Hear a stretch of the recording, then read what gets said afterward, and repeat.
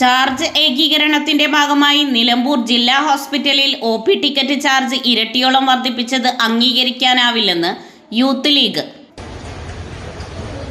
മലപ്പുറം ജില്ലാ പഞ്ചായത്ത് ജില്ലയിലെ മുഴുവൻ ജില്ലാ ഹോസ്പിറ്റലുകളിലും ഒ.പി. ടിക്കറ്റ് വർദ്ധിപ്പിക്കുന്നതിൻ്റെ ഭാഗമായി നിലമ്പൂരിലെ ജില്ലാ ഹോസ്പിറ്റലിലും ഒ.പി. ടിക്കറ്റ് 1-ാം തീയതി മുതൽ വർദ്ധിപ്പിക്കാൻ വിവരം ഞങ്ങൾ അറിഞ്ഞു.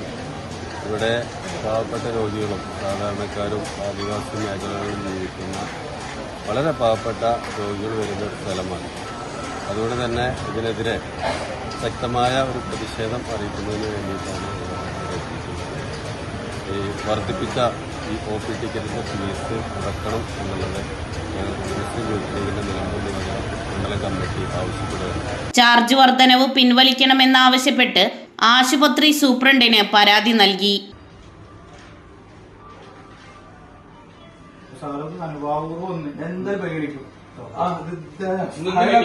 മലയോര മേഖലയിൽ ഏറ്റവും കൂടുതൽ ആളുകൾ ആശ്രയിക്കുന്ന ജില്ലാ ഹോസ്പിറ്റലിൽ ഒ.പി. ടിക്കറ്റ് വർദ്ധിപ്പിച്ചത് ജനങ്ങളോടുള്ള വെല്ലുവിളിയാണ്. ജില്ലാ ഹോസ്പിറ്റലിൽ എത്തുന്നത് കൂടുതലും സാധാരണക്കാരും ആദിവാസികളും നിർധരരുമാണ്.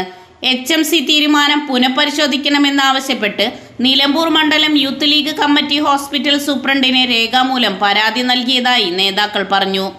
പൊതുജനത്തെ ബുദ്ധിമുട്ടിപ്പിച്ചു വില വർധനവുമായി മുന്നോട്ടു പോയാൽ സമരം തുടങ്ങുമെന്ന് യൂത്ത് ലീഗ് നേതാക്കൾ പറഞ്ഞു.